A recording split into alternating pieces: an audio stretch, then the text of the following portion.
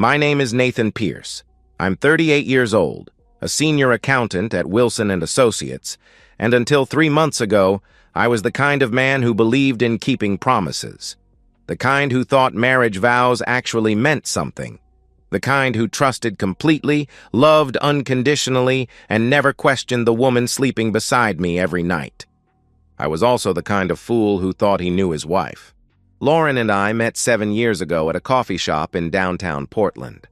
I was reading financial reports, she was sketching in a notebook, and Eclipse Theory was playing over the speakers. When Midnight Run came on, we both started humming along at the exact same time. We looked up, caught each other's eyes, and started laughing. "You know Eclipse Theory?" she asked, closing her sketchbook. "Know them? I've been to every Portland show for the last 5 years," I replied. Her face lit up like Christmas morning. "Me too.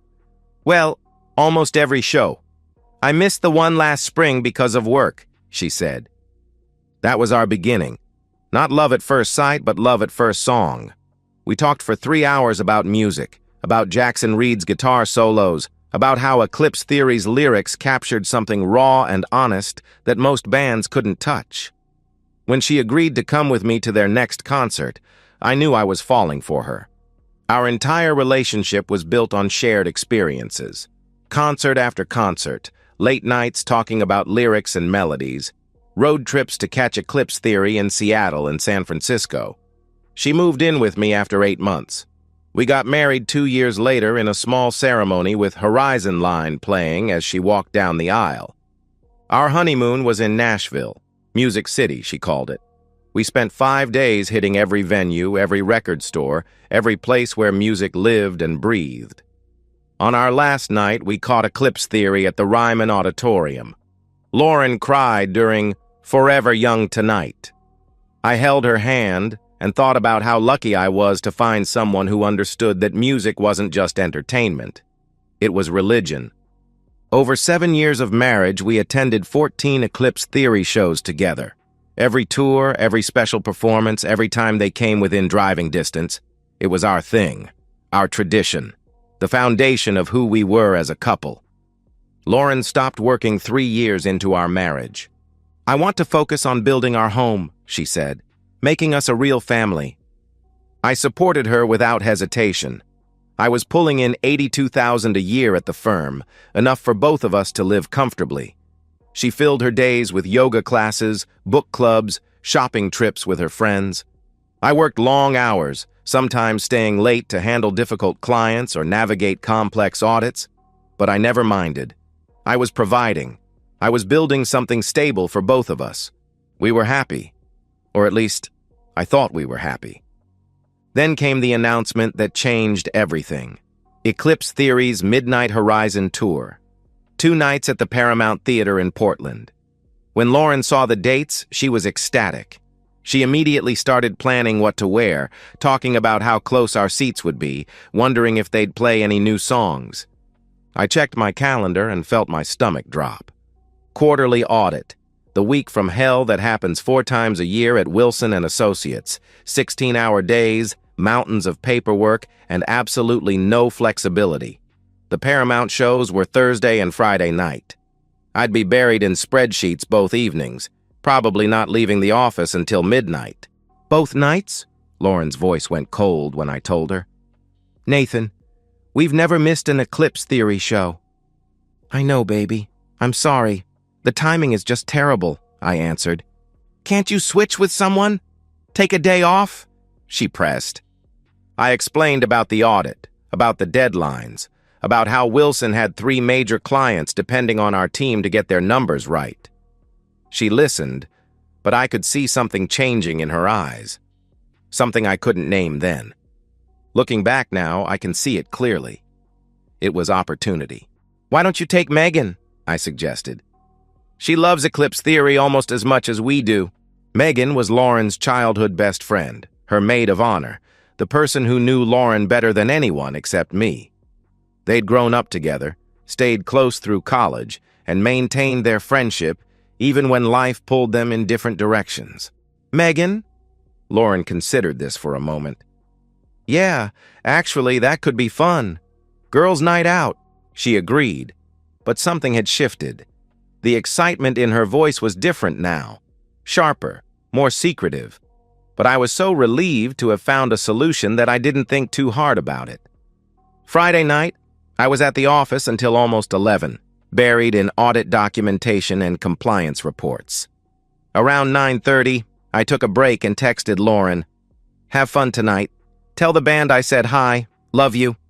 She replied immediately, "Will do. Love you too. Don't work too hard." I meant every word of that text. She didn't mean a single word of her reply. I had no idea that as I typed those words, Lauren was already at the concert, already moving through the crowd towards something that would destroy our marriage forever. I had no idea that this was the last normal moment we would ever share. I trusted completely. I suspected nothing. I was working late, providing for our future, while my wife was choosing to obliterate it. I didn't learn what happened that night until the next morning. But I need you to understand exactly what went down while I was buried in spreadsheets, trusting my wife completely. What I'm about to tell you comes from Megan, the only person who witnessed Lauren's betrayal firsthand, the only person brave enough to tell me the truth. Megan picked Lauren up at 7 on Friday night.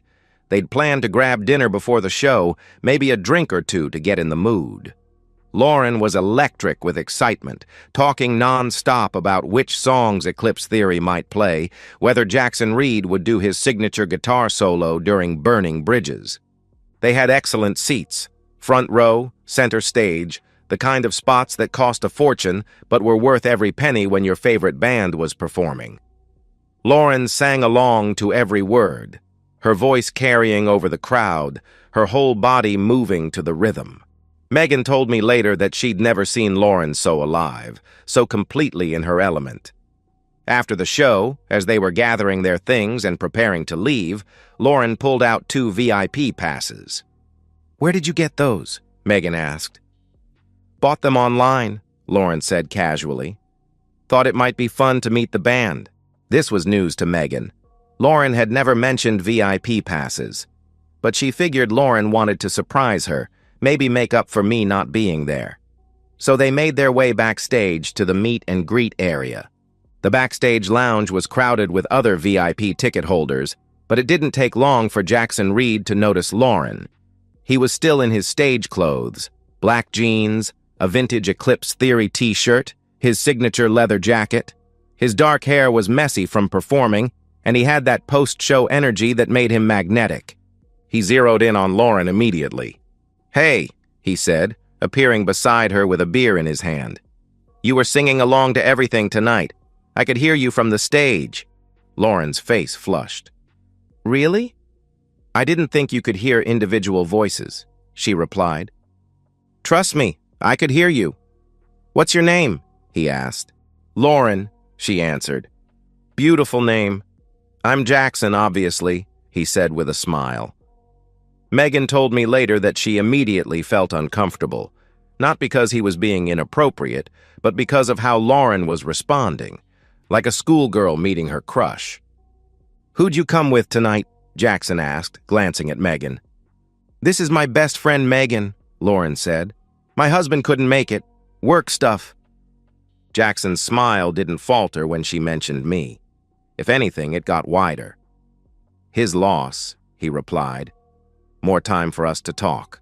They talked for over an hour, Jackson asking Lauren about her favorite songs, her favorite albums, how long she'd been a fan.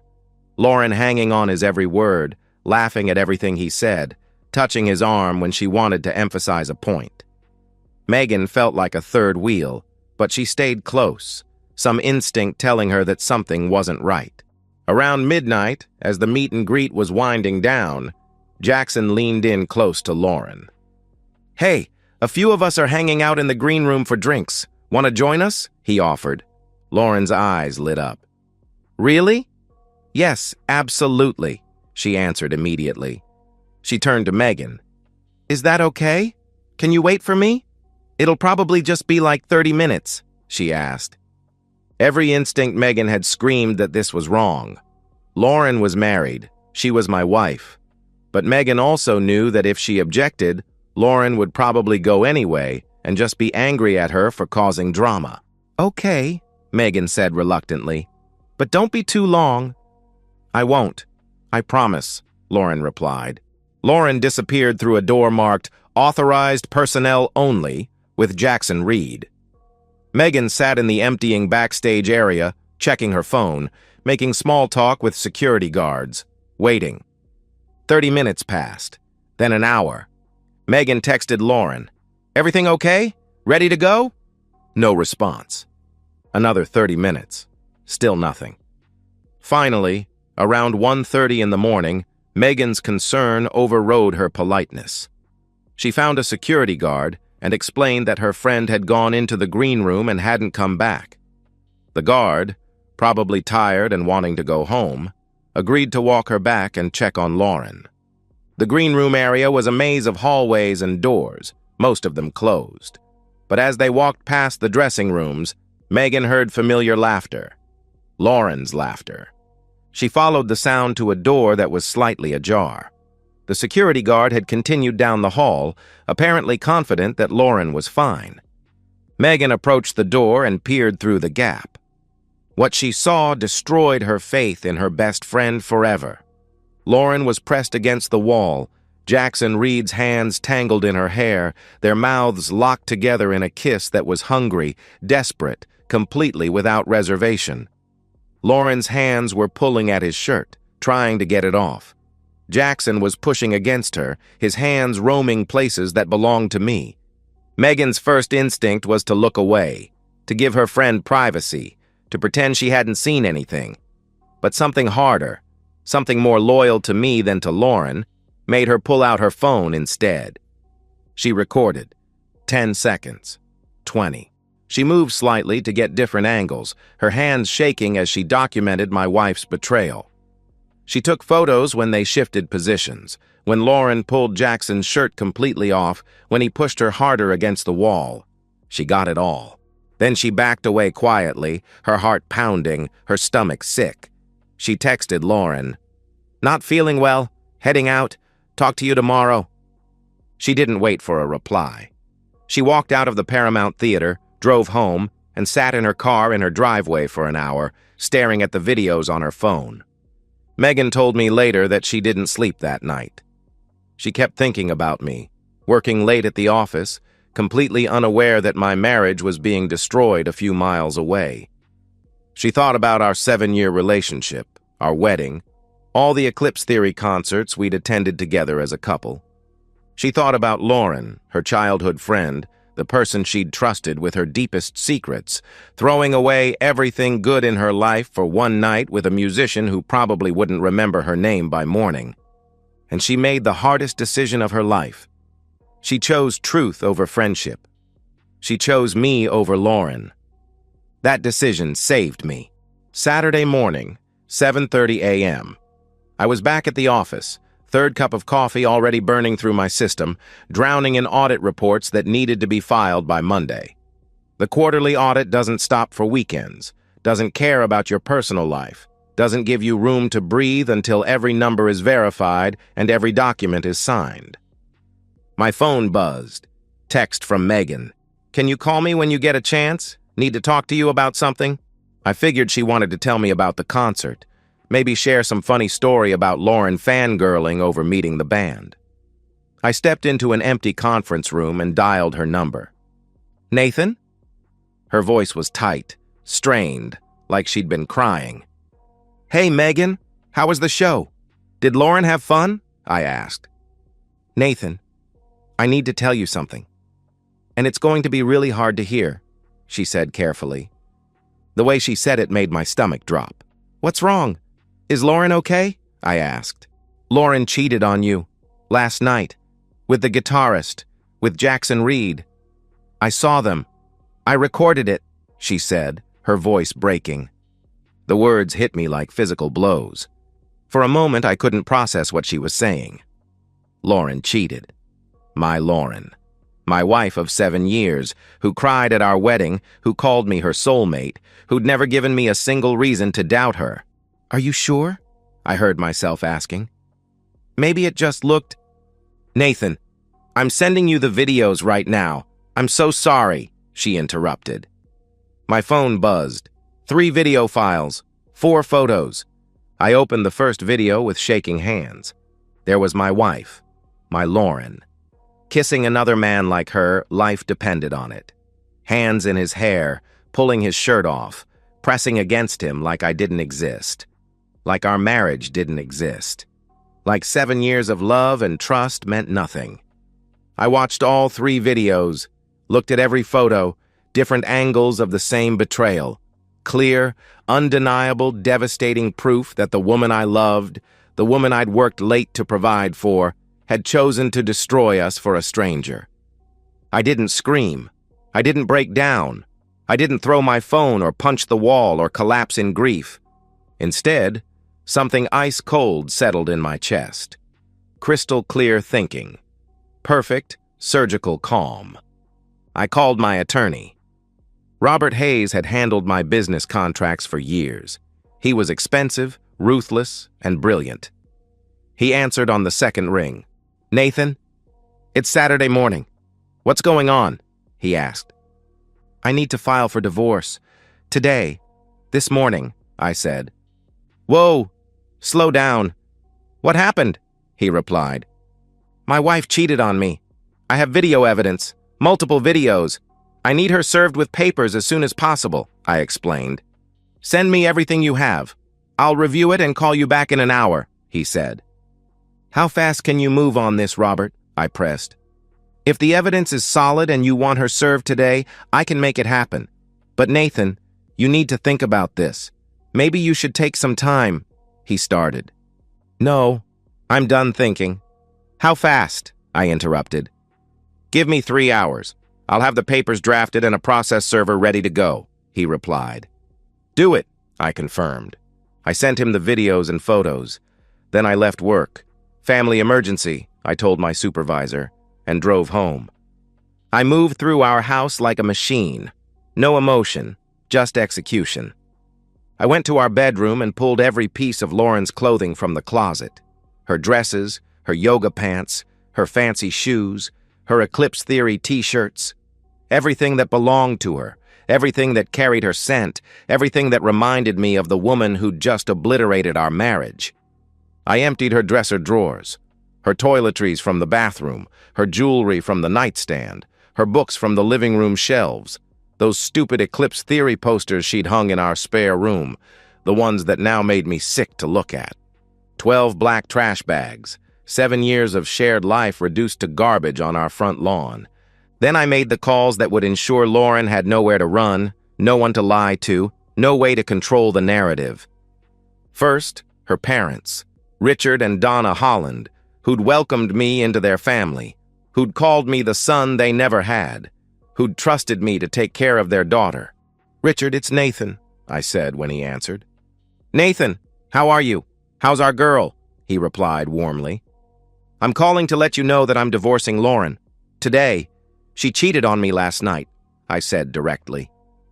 Silence. Then, "What?" "Nathan, that's not possible. Lauren would never," he started. "I'm sending you the videos right now. I wanted you to hear it from me before she shows up at your house with lies," I interrupted. I sent them the same evidence I'd sent to Robert. Richard called me back 10 minutes later. "Oh my God," he whispered. "Oh my God, Nathan, I'm so sorry. I wanted to warn you. She's going to come to you for help. She's going to try to make this my fault somehow. Don't let her," I said. "We won't." "Jesus Christ, what was she thinking?" he asked. "I don't think she was thinking at all," I replied. I called Lauren's sister Jessica in San Francisco, her brother Mike in Denver. I sent them all the evidence, gave them all the same warning. By the time Lauren realized her entire support system knew the truth, it would be too late for damage control. Finally, I sat on our front porch and waited. Robert called at 2:15. "Papers are ready. Process server is en route to your house. Where's Lauren?" he asked. "No idea. Probably still sleeping off her big night," I answered. "Nathan, I have to ask, are you sure about this? Once she's served, there's no going back." Maybe you should consider counseling or—" he began. "Robert, I watched my wife of 7 years hook up with a stranger while I was working to pay our bills. There's nothing to counsel. There's nothing to save. Just destroy her in court," I said coldly. "Understood. The server will be there in 30 minutes, he confirmed. I hung up and looked at our house. The house I'd bought for us. The house where we'd planned to raise children. The house that was supposed to be our forever home. In 6 hours, I'd gone from loving my wife completely to erasing her from my life entirely. I wasn't sad, I wasn't broken, I was just done. Lauren's car pulled into the driveway at 2:45. She looked tired, satisfied, guilty, a woman returning from an adventure. She had no idea that her entire life had already been dismantled in the time it took her to betray me. She was about to find out. I watched from the living room window as Lauren parked in our driveway. She looked exactly like what she was, a woman coming home after cheating on her husband. Her hair was messier than usual, her makeup smudged, her clothes wrinkled. She moved slowly, like someone processing a night of bad decisions. But there was something else in her posture, too, a satisfaction, a secret smile playing at the corners of her mouth. She wasn't coming home ashamed or guilty. She was coming home thinking she'd gotten away with something. She walked to the front door and tried the handle. Locked. She knocked, then called out, "Nathan? Babe? Why is the door locked?" I didn't answer. I just watched. Footsteps behind her on the walkway, the process server, a middle-aged woman in a business suit carrying a manila envelope. "Lauren Pierce?" the woman asked. Lauren turned, confused. "Yes," she replied. "You've been served," the process server said, handing her the envelope and walking back to her car without another word. I watched my wife's face as she opened the envelope and read the first page. Petition for dissolution of marriage. Grounds. Adultery. The color drained from her face like someone had opened a valve. Her hands started shaking. She read it again, then looked up at the house like she couldn't believe this was real. I opened the living room window. "Your stuff's in the trash bags," I said calmly. "On the lawn. Take them and leave." "Nathan, wait! What is this? What's happening?" she called out desperately. "I saw the videos, Lauren. All of them. Megan sent them to me this morning," I replied. She collapsed, literally fell to her knees on our front porch, the divorce papers scattered around her. "Nathan, please, let me explain," she begged. "Explain what? How you fucked Jackson Reed while I was working late to pay our bills?" I asked coldly. It wasn't like that," she stammered. "Really? Because it looked exactly like that," I shot back. I could see her mind racing, trying to find an angle, a way to make this my fault, or minimize what she'd done. "Nathan, it was a mistake. I was drunk, and he was—" she started. "He was your favorite guitarist from your favorite band, and you couldn't control yourself," I finished. "Please, can we just talk about this? Can you come outside and we can—" she pleaded. "No, we're done talking. We're done with everything. Take your stuff and leave," I said firmly. I closed the window. She pounded on the door for an hour, sobbing, begging, promising to change, swearing it would never happen again. She tried every window, every door, calling my name until her voice went hoarse. I never answered. I just sat in my living room listening to my wife's world fall apart, feeling nothing but cold satisfaction. Finally, around 4 o'clock, she gave up on getting inside. I watched her load the 12 trash bags into her car, struggling with the weight, tears streaming down her face.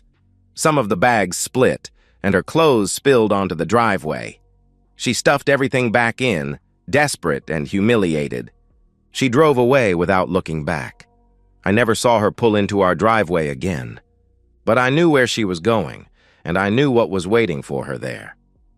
Lauren went straight to her parents' house, probably expecting sympathy and shelter. She rang the doorbell, and Richard answered with a stone face. "Dad, please, I need to—" she began. "You're not welcome here," he said coldly. "What? Dad, "What are you talking about?" she asked, confused. "Nathan called us this morning. He sent us the videos. We know what you did," he explained. Lauren's face went white. "The videos? What videos?" she asked weakly. Richard stepped onto the porch and closed the door behind him. "The videos of you cheating on your husband, the man who's loved you for 7 years, the man who worked his ass off to take care of you while you were messing around with some musician," he said angrily. "Dad, you don't understand," she tried. "I understand perfectly. You threw away the best thing in your life for one night with a stranger. You humiliated yourself, you humiliated your husband, and you humiliated your family," he replied harshly. "Please, I just need a place to stay while Nathan and I work this out," she pleaded. "There's nothing to work out. Nathan's divorcing you, and frankly, I don't blame him. You made your choice last night. Now live with it," he said, stepping back toward the door. Richard went back inside and shut the door. Lauren stood on her parents' porch, completely alone, with nowhere to go. She tried calling her sister Jessica, her brother Mike, old friends from college. One by one, they either didn't answer or told her they couldn't help. Word travels fast in small circles, and I'd made sure everyone who mattered knew the truth before Lauren could spin her own version. By evening, she was checked into a cheap motel off the interstate, paying with a credit card that I would cancel the next business day. I found out later that she tried calling me that night. 47 missed calls. I'd already blocked her number. Sunday morning, she showed up at the office building where I work, waiting in the parking lot for me to arrive. Security escorted her off the property after I explained that my soon-to-be ex-wife was harassing me. She tried one more time at the house on Tuesday, but the locks had already been changed. She sat in her car across the street for hours, just staring at what used to be her home. A patrol car showed up around dinner time. Apparently, one of the neighbors had called about a suspicious vehicle. When the officer ran her plates and realized she was my estranged wife, he gave her a choice: leave voluntarily or be arrested for trespassing. She left. That was the last time I saw her face to face. I wasn't triumphant. I wasn't broken. I was just resolved, clean, free. The divorce took 3 months to finalize. She tried to fight it, tried to claim the adultery evidence was somehow inadmissible, tried to get half of everything despite being the one who destroyed our marriage. She failed. 3 months later, on a rainy Tuesday morning in October, I signed the final divorce decree. 7 years of marriage officially dissolved. Lauren Pierce became Lauren Holland again, though I doubted the name change would erase what she'd done or who she'd become. I kept everything: the house, my retirement accounts, my savings, even my Eclipse Theory vinyl collection. Oregon is a no-fault state, but when you have video evidence of adultery and a spouse with no income or assets to speak of, the division of property becomes pretty straightforward. Lauren's attorney, a public defender she couldn't really afford, advised her to take whatever settlement I offered rather than fight a battle she couldn't win. She took it. I'm dating again now. Slowly. Carefully. There's a woman named Sarah who works at the bookstore downtown. We've had coffee a few times, dinner twice. She's kind, honest, divorced herself. She understands that trust is something you build carefully, brick by brick. Megan remains one of my closest friends. We meet for coffee sometimes. She still apologizes for that night. "You saved me," I tell her every time. "Without you, I might have lived in ignorance for years. You gave me back my life." Lauren lives in a 1-bedroom apartment across town now. Works retail, her first job in years. Her parents haven't spoken to her since the divorce was finalized. Most of our mutual friends chose sides, and most chose mine. She sends Megan hateful texts sometimes. "You ruined my life." Megan blocks her. I heard through the grapevine that Lauren tried to reconnect with Jackson Reed. He ghosted her. She was just another groupie. He never cared. I'm 38, divorced, and I'm okay. Better than okay. My advice to anyone reading: surround yourself with people who tell you the truth, even when it hurts. And if someone betrays you, walk away clean. No second chances, no what-ifs. Life's too short for people who don't deserve your loyalty. I don't hate Lauren anymore. I don't think about her at all. And that's the best revenge. I went to another Eclipse Theory concert last month with Sarah. We had great seats, and when Jackson Reed played his guitar solo during Burning Bridges, I felt nothing but appreciation for the music. Sarah held my hand during Forever Young Tonight, and for the first time in years, the music meant something pure again. When the show ended, Sarah asked me what I thought. I think, I said, that was exactly the concert I was meant to see. Sometimes the best revenge isn't what you take from someone who betrayed you. Sometimes the best revenge is simply being happy without them. And that's the end of today's story. If you enjoyed it, please give this video a thumbs up and drop a comment below. Your support helps the algorithm push my content further. If you're new to the channel, don't forget to hit that subscribe button. It really helps me keep creating more stories for you. Thanks for watching, and I'll see you in the next one.